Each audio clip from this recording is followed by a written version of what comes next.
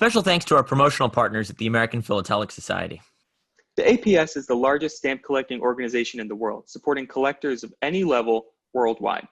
For more information about membership and APS services, visit stamps.org. I'm Charles Epting from H.R. Harmer in New York City. And I'm Michael Cortese of Noble Spirit in Pittsfield, New Hampshire. And this is Conversations with Philatelists. Michael, we did a live stream the other day. I feel like we're finally getting back on track.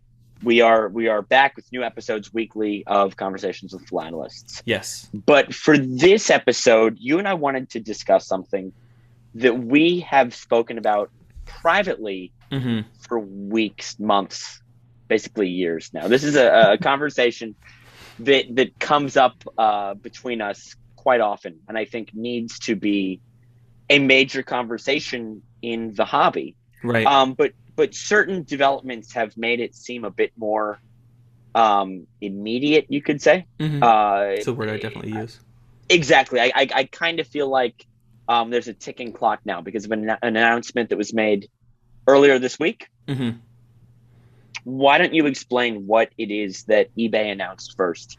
And then we can sort of use that as a springboard for our conversation. Yeah, so I believe they started it off about a year ago with watches. They announced that every single watch sold on the eBay platform, I believe over $750, would be sent to a third-party authentication service to ensure that the item is in genuine condition, not only genuine condition, but as described on the listing, and then it would be sent to the person who bought the item. Now, if the person who bought the item decides to return it, it's sent back to the authentication service who had taken scans of the item to ensure that it was sent back in the condition that it was sent out, and then they would send it back to the seller. So they've been doing this for watches for quite some time. I believe... go ahead. I was going to say, I've heard of other websites doing this with sneakers as well. If you buy or sell a pair of rare sneakers, you send... So I sell a pair of sneakers to you for $1,000, but I don't ship them to you. I send them to this third party who make sure that this transaction is as described. So watches and sneakers, I think, are sort of the two test balloons that we've seen with this philosophy of a middleman. Yeah. So I'm going to go ahead and, I don't think we talked about it before, but I'm going to go ahead and screen share the excellent link. Okay. Nothing says a good podcast like screen sharing. Yeah. So this is the announcement sent out by eBay at the beginning, January 25th, so just 3 days ago as we record this. So they're doing now the same thing that they did for watches. They're doing it with trading cards. So they're launching an authentication service for trading cards where currently available for sneakers, watches, and handbags, any item sold over $750 that isn't already graded or certified or anything like that needs to go to a third-party authentication service before it can move on to the purchaser of the actual material. So people have been grading trading cards for decades.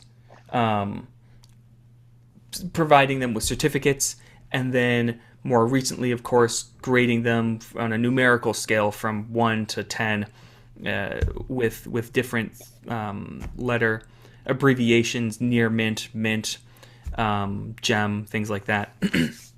So the company this is all going through is CCG, Certified Collectibles Group.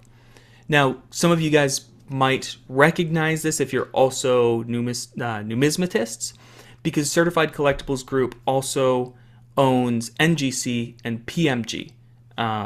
So some of you guys have probably already sent your coins or paper money to this company. So this company also has CGC trading cards and Certified Sports Guarantee CSG.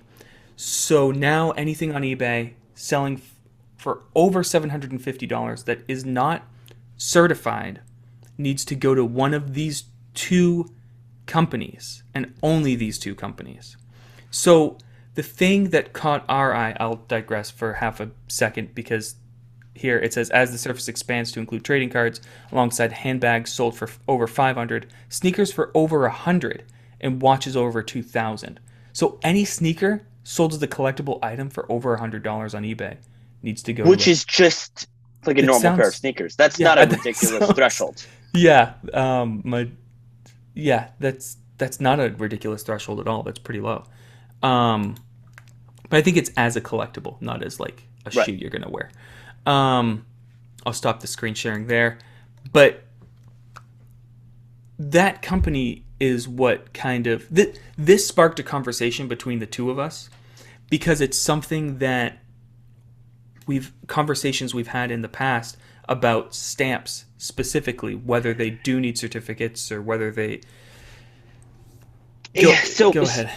I was just going to say, this is a conversation that's difficult to have, and we're going to be a bit guarded in what we say, I think, because there's a lot to it. It's very complex, and I don't want to just come out and be boisterous or anything about because it is a very delicate, complex issue. Obviously, fraud and deception are rampant in the stamp world. Can I grab a prop really quick that I would like to hold up?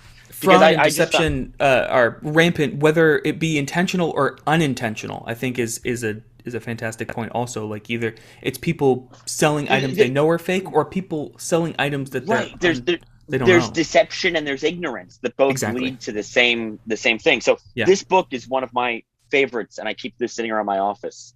It is called What Price Philately? Okay. And it was published in 1947. Can I just read you the 3 blurbs on the front? Please. Is stamp collecting rapidly disintegrating into the widest and wildest of rackets? Why must stamp collectors pay so dearly to learn of the trickery that lies in wait for them? Why has the United States been singled out as the world's greatest hunting ground for philatelic suckers? This book is basically puts the fear of God into you about the state of the stamp market. And you read it and you're like, oh my goodness, I can't believe that so many people are trying to trick me. But and then you realize it was written over half a century ago, 75 years ago, if my math is correct. A little under half a century. 75 years? 75 years. I thought you meant 1975. Sorry. No worries. So this is something that has been prevalent in our hobby since the earliest days of the hobby. I mean, some of the greatest forgers and manipulators of the market go back to the 1860s and 70s. I get that stamp collecting is a minefield. It can be dangerous. Things need to be properly certified and authenticated. I think what my biggest apprehension and biggest fear is, though, is this one size fits all solution. Maybe it works with baseball cards. Maybe there is someone who can grade and authenticate any baseball card, whether it's a T206 Honus Wagner or a Mike Trout rookie card from not too long ago. With stamps, though, there is so much nuance and so many variables that I think this idea of having one place where everything gets shipped to is providing, if it were applied to stamps, and again, we have to be very careful because eBay has not announced that this is going to happen with stamps yet. Right. But if it were to happen, I would worry that it provides a false illusion of security. So the reason that we're talking about this is because so there is a huge another piece of the puzzle that you're going to share. Right. We're not just here to talk about trading cards. We talked about them last week. We're not changing into a trading card podcast. The reason that we're talking about this is nearly at the same time. Within less than a week. Yes, within less than a week, 5 days prior to this announcement. I'm going to screen share again. The same exact company put out a press release saying that they're looking to hire world-class stamp experts. So the same company that eBay filters all of their trading cards through as required when you sell an item over X number of dollars, you have to send it to this company, is looking for world-class stamp experts to grade stamps. And just to be very clear again, CCG, Certified Collectibles Group, is the parent umbrella company that owns the baseball card grading company and owns the coin grading company and owns the paper money grading company. They do have a pre-existing stamp arm. This is ASG. Authenticated Stamp Guarantee. So this company has been around for about 5 years now. I'll be honest, I've never encountered one of their certificates in the wild. Well, it looks like they're mostly slabs. It looks like they're mostly slabs, and it looks like mostly modern material as well. Even the examples they show, it's the breast cancer semi-postal, a lot of the monkey stamps showing up. It's not the sort of material you're used to seeing with Philatelic Foundation or PSE certificates. Yeah. So it looks like they're looking for someone with a comprehensive knowledge of both vintage and modern stamps from around the world, expansive knowledge as it relates to stamp printing, including printing process, variants, and errors, outstanding abilities to detect counterfeits and altered stamps, as well as an accuracy and as well as to accurately and consistently grade stamps, the highest level of integrity, and a strong desire to grow as well as train and lead team members. Those are the bullet points there for the people listening, not watching. That's what they're looking for. So a lot of the emphasis, please pardon this cough. I'm going to let you talk for a second. I can't do this. Okay. Yeah, so this is what first caught our attention, this article here, because I'm going to be honest, at the time, neither of us knew ASG, or it was ASG, right? Or AGS? ASG, correct. ASG. Neither of us knew it existed. Neither of us had seen... They don't have a huge share of the philatelic expertising market right now. The market is dominated by PSE and the PF, followed by the American Philatelic Society and PSAG, and then individual, more specific stamp authentication services like the Civil War Stamp Society and William Crow, who does his own certificate. So that's sort of the market as I knew it. And I was, like you said, unaware that ASG existed until they put out this call to increase their philatelic muscle, it seems. Right. 5 days before eBay announced that they will be using the same company to authenticate all uncertified items over the price of $750 on eBay. So we're not speculating here. But we are connecting the dots. Where there's smoke, there's fire, I would say. So it opened a discussion between us. It's something that we wanted to talk to you guys about in the comments. I know I'm absolutely terrible with replying to comments. But we read them. We absolutely read them, and we discuss them amongst ourselves, and we're like, hey, we should respond to that. Yeah. And then we don't always. But just like my emails. Michael, something that I have been thinking about, and I'll try not to ramble as much as I did to you on the telephone the other day, but I think that these authentication services are incredibly important, obviously, and we use these authentication services heavily. This is not any slight against them, but it's a two-way street. There is a responsibility, in my opinion, by the buyer to know what they are getting into.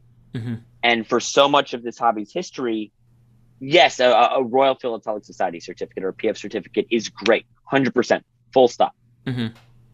But as a buyer, one should take it upon themselves, I feel, to educate themselves about the material.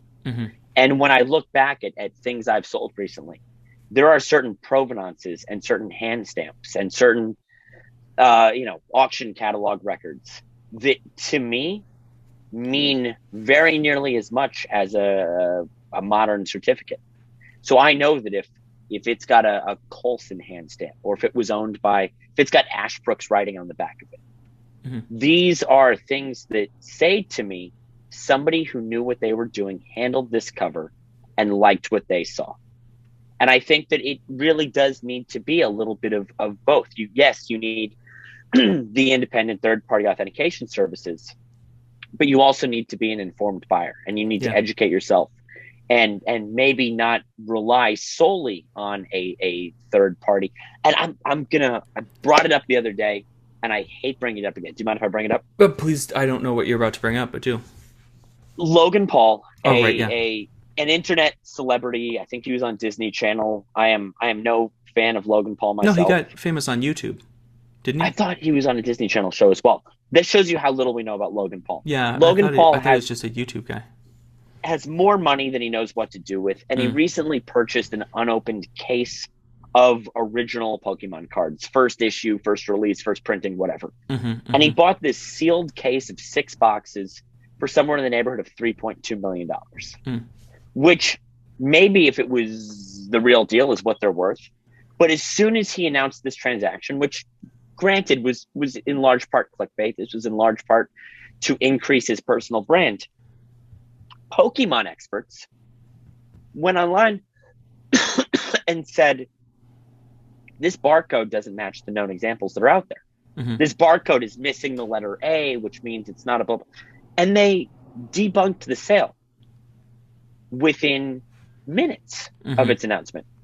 But a baseball card company had certified the case as genuine. Oh, I didn't know that part. Yes. So it was a baseball card company that authenticated it before the sale. So this thing had a clean certificate. Interesting. I didn't know which is in large part why he bought it. It was not part of the CCG group. I want to be very clear. It was not one of the companies we've been talking about.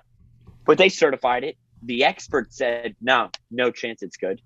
Logan Paul opens it on camera. It turns out it was the boxes were real, but they'd been stuffed with G.I. Joe cards, and the packs had been resealed. And the whole thing was a fake. The whole thing was a scam, even though it had been certified. So I think that my biggest fear is that people with the money to purchase these things might be lulled into a false sense of security by certification that they think is infallible, that they think is the end all be all. And it might ultimately prove a bit detrimental to the hobby. That no longer are we looking at the item we are buying. No longer are we evaluating the item we're buying on its own merits. We're instead buying a piece of paper that accompanies the item. And again, I want to make very clear, I am all for certificates. I'm going down to the Philatelic Foundation next week to drop off 150 items for certification. I am pro certificate.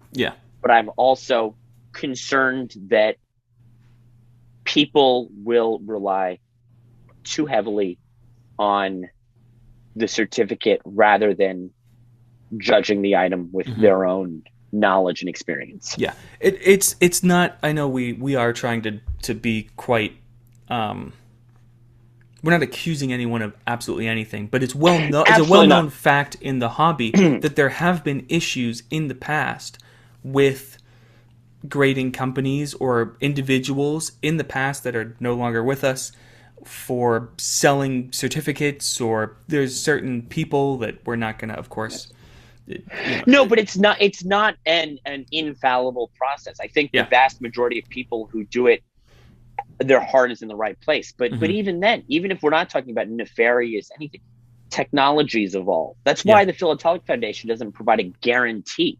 It's an opinion. And every certification service operates differently.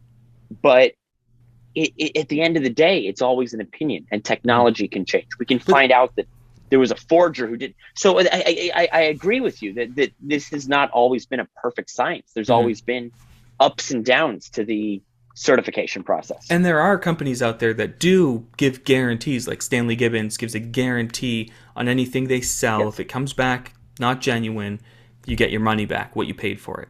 So there are companies out there that are trying to do their best for people. Stanley Gibbons is an interesting case because they're a dealer, not an expertization service. And I think it shows that a lot of the policing needs to be done by the market itself. That I think, it's why dealers have historically made such great experts on stamps. Is because they're the ones whose livelihood is on the line. They're the ones staking their reputation and staking their money and staking their well-being on the authenticity of the items they sell. So I just, again, you're right. We're not accusing anyone of anything. This is all hypothetical and very premature.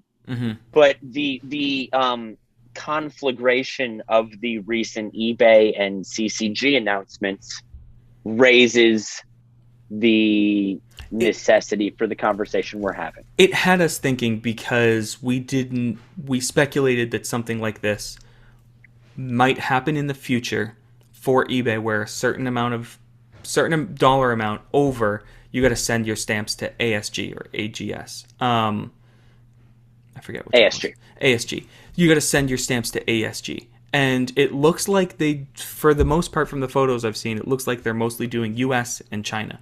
So it raised the question because there are items where people like multiple certificates. We get items where we have an item and we have someone say, can you send it to PF and then send it to PSE? And I want clean certs from both, and then I'll buy the item. Yes. And that's perfectly reasonable. And another question that has to be asked is, can the same company provide an equally valid and respected opinion on a French first issue imperforate and a PRC stamp issued in 2018? Can one service authenticate every stamp, or are there things that will naturally be outside of their comfort zone? If I have Classic US, it's going to the PF. If I have Classic Britain, it's going to the BPA or the RPSL. If I have Germany, it's going to the respective BPP expert. Can one company authenticate every $750 stamp on eBay? That and how many items do you think the PF takes in a day? How many stamps? I do not know. Okay. I can't disclose the information, but in Stamp Market Index, I can see how many items on eBay, individual stamps sell. I was going to ask you that. How many day. $750 individual stamps every day? What would you guess? It's a lot. I'm contractually not allowed to even give you a ballpark, but it's a lot of items that individual stamps within the U.S. alone sell for over $750 on eBay. It's a lot each day, and to send all of these items to one company would seem overwhelming. One other issue I want to raise, especially with the more modern material, because this is something I worry about a lot. Luckily, PSE is fantastic with their population report. You can see exactly how many stamps graded 85, 90, 95, 98 there are for each issue. This population report, though, was not something that was standard in the video game grading industry. So I've become very interested in the video game grading industry. There's been a series of YouTube videos I've watched that have shed light on some of the practices that have taken place in the booming video game market. But one thing that I thought was interesting was the lack of a population report. So there was a game, I don't remember if it was the first Sonic game that came out in 91, I want to say, Sonic the Hedgehog. Okay. And there was a beautiful graded 10, perfectly sealed, looked like Sega had just run it off yesterday, right? And this thing sold for big, big money. I think it was in the six figures for this perfect Sonic. Nobody knew if there was one other, or if it was the only one, or if there were 100 others at this grade. Because as soon as this one sold for six figures, all of a sudden the next auction, another one turned up. And it turned out that someone was sitting on a horde of graded 10 Sonic the Hedgehogs. Interesting.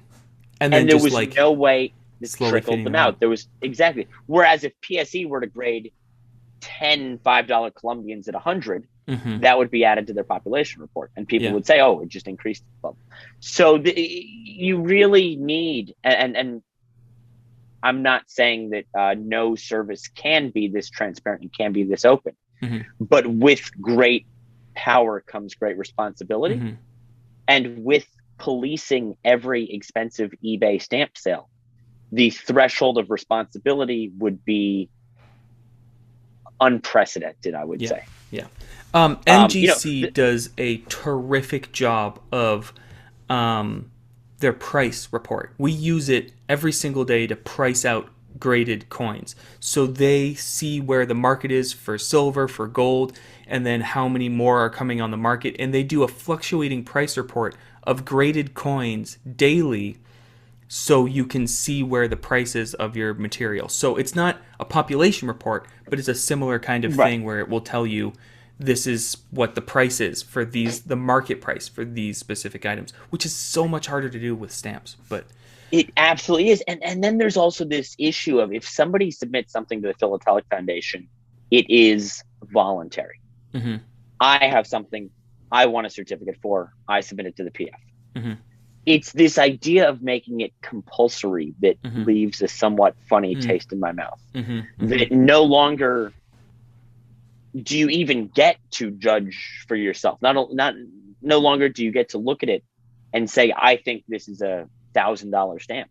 Mm-hmm. But it's this again, the compulsory aspect of it that I think is radically different than any point in the hobby's Mm-hmm. past. And the intentions behind it are good. It's to keep people honest. It's to keep the market safe. And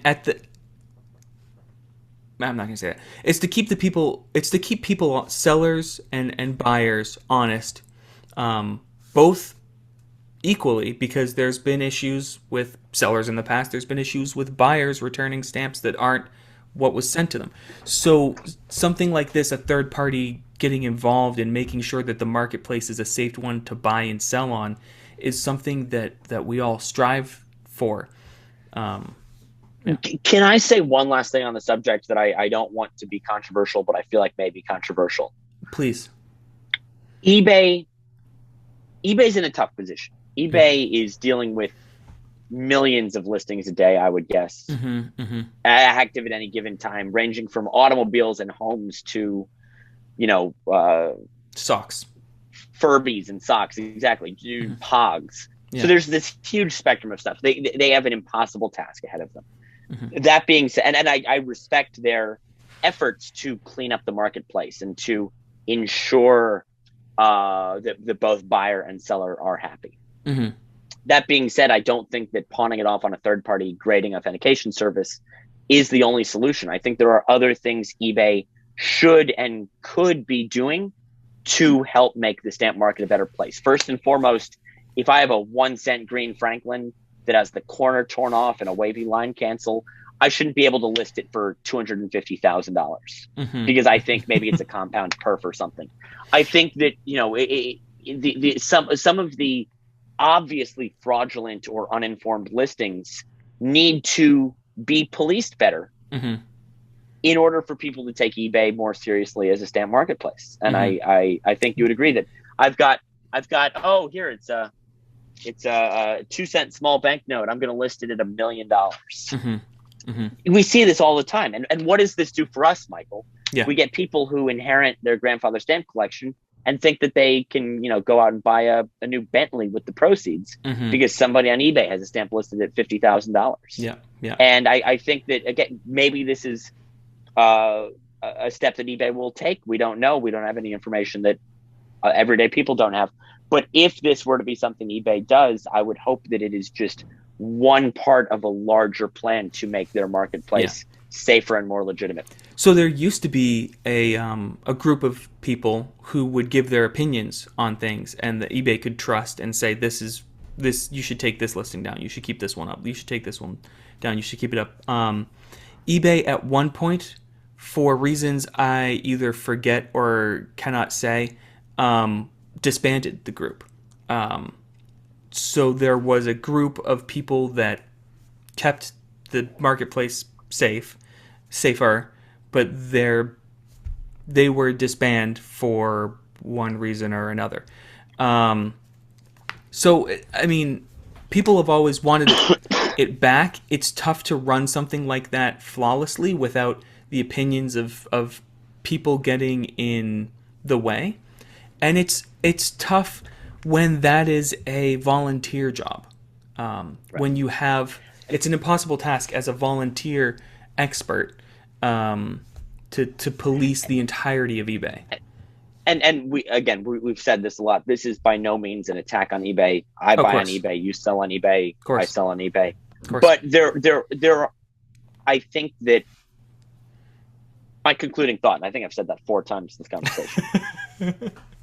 Solutions that can be applied to coins or comic books or baseball cards cannot be applied one-to-one to stamps. And this is for a multitude of reasons. A comic book cannot be postally used on cover to India. A comic book is a comic book.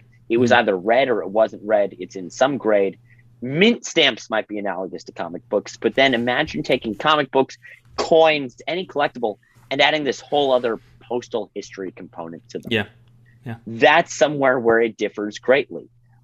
Stamps also do not have the inherent precious metal value of gold, of coins. The stamps are their own unique animal. They're different. It's a much older, and I would argue a much more complex and nuanced hobby than sneakers or handbags. Sneakers and handbags are faked all the time. You walk down the street in New York, you buy the Louis Vuitton bag on the street corner, they're faked. We get it. Stamps are so much more complex, in my opinion. And I worry that trying to apply a one-size-fits-all solution onto policing the stamp market could backfire and ultimately not provide what anybody wants it to provide. It would also be interesting because we get a lot of requests where we'll sell an item for $1,500 and someone says, I'm forgetting the word. What's the word? Subject Certified. to clean PF cert. And they want us to send it to the Philatelic Foundation. And we send it out to the Philatelic Foundation. Now what are we supposed to do? Again, this isn't happening right now. This is speculation. No, this is but what if. What are we supposed to do? The potential for a monopoly is frightening. We allow our customers to decide where they want an item sent because ultimately they're the ones paying the bill for it. There's a lot of unanswered questions, Michael. So this, of course, to coins, to trading cards, to all that stuff, it's items that have sold without certificates. So what that would mean is, thinking hypothetically, what I'd have to do is I'd have to sell a stamp for $1,500. They'd say subject to a clean PF cert. I'd have to cancel the transaction, send it to the PF, get it back from the PF, then relist the stamp at the same price, and then they could buy it. That's complex. That's the hoop I'd have to jump through. But anything to make sure that the buyer gets what they want is what we got to do. But that's if a coin is already in a PCGS or an NGC holder and it sells for over $2,000, it doesn't have to be sent back to NGC. Right. Same with these trading cards. If they're already graded, they don't have by an eBay authorized grading company.